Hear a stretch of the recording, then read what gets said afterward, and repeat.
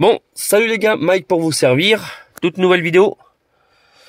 Voilà, sur ce tout nouvel appareil que je viens de me procurer. Bon, je me suis procuré ça il y a quelques mois, mais bon, vu qu'on reprend les vidéos tout doucement mais sûrement, ben, je vous en fais une petite vidéo.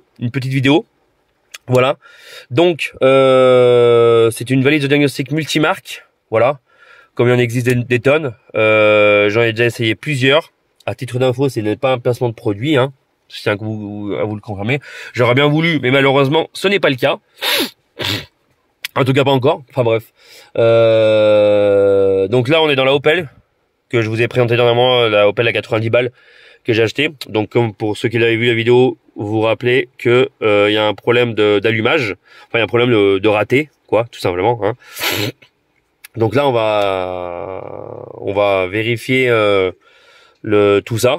Donc bon, je sais que c'est la bobine qui est HS parce que j'ai déjà passé la valise avant de vous faire cette vidéo, quoi. Donc, je me suis dit allez, autant faire une paire de coups. Donc voilà. Donc c'est une Icarsoft CR Max que j'ai directement acheté sur leur site. Voilà. À savoir que moi j'ai la Hotel à la maison. Pour ceux qui veulent savoir directement la différence entre la Hotel et la Icarsoft, c'est le prix de celle-ci, elle est moins chère que la Hotel. Celle-ci mise à jour sans abonnement et l'autre, la mise à jour, c'est avec abonnement. Enfin, vous devez payer un abonnement de 150 € par an.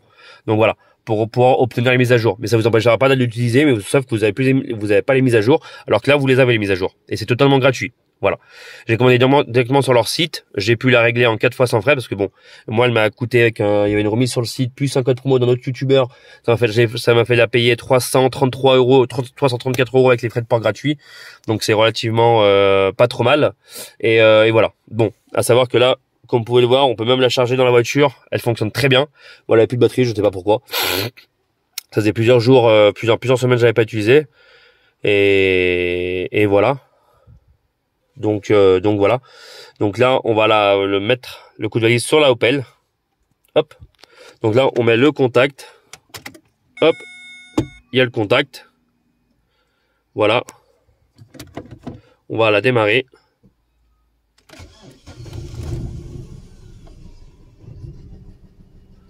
Comme vous pouvez le voir, elle pétarouille un peu, hein, puis c'est le moteur. Hop, on éteint. On remet le contact. Allez. On va sur diagnostic. Donc du coup, nous, ce qui nous intéresse, on va dans EU, vu que c'est une européenne, Opel, vu que c'est une Opel Astra. Hop. Elle s'initialise. Hein. Hop. On va à la détection du vinyle automatique, sinon vous pouvez... hop, merde. Sélectionnez votre véhicule vous-même. Hop. Là, vous allez dans Réad, ça va le charger directement. Voilà, il est chargé, ok. Bon, Vectra c'est 2003 alors que 2002, ok, on s'en fout. Moi, c'est une 1,8 litre. Hop. Test rapide. Bah oui, je l'ai mis, quand même. Là,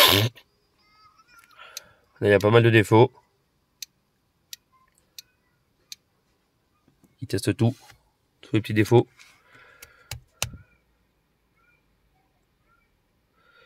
Normalement, si tout passe bien, elle doit me ressortir les bobines. Là, c'est tout bon. Donc là, on va lire les codes défauts. Ah bah voilà. Bobine, l'allumage de circuit, la bobine, la quatrième bobine est HS. Comme vous pouvez le voir, il y a la tension de la batterie. Le gabarit, tout ça, c'est vraiment même très portrait que la Hotel. Voilà. Donc bon, ça rien que je l'efface parce que la bobine elle est défectueuse, mais j'aurais pu l'effacer. Regardez, si je l'efface, ça va l'effacer. Mais ça n'a pas réglé mon problème. Hein. Regardez, hop, quand je vais redémarrer, ça va me le refaire. Hein. Et là, si je veux, je peux tout quick écrase, je peux tout écraser d'un coup.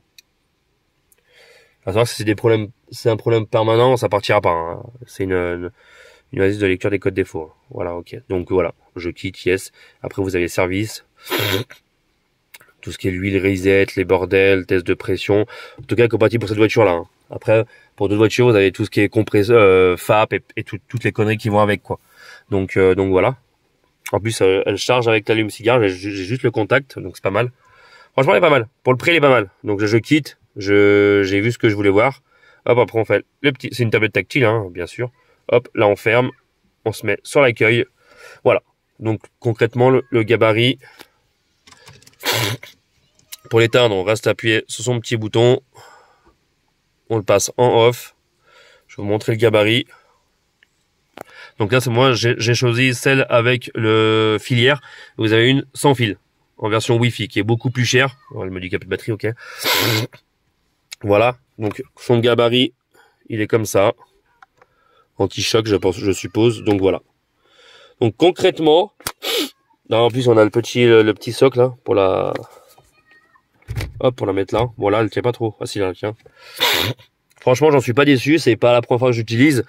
À savoir que bon, moi je l'ai payé. Hein, beaucoup d'autres youtubeurs ou machin, ou des gens qui font des vidéos, ils l'ont eu gratuite.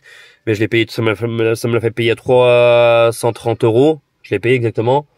Et je l'ai payé en plusieurs fois. Sur la site, on peut payer en plusieurs fois. À savoir que moi, je fais payer entre 15 et 25 € en fonction de ce que je fais sur la voiture. Le coût de valise, donc c'est un investissement.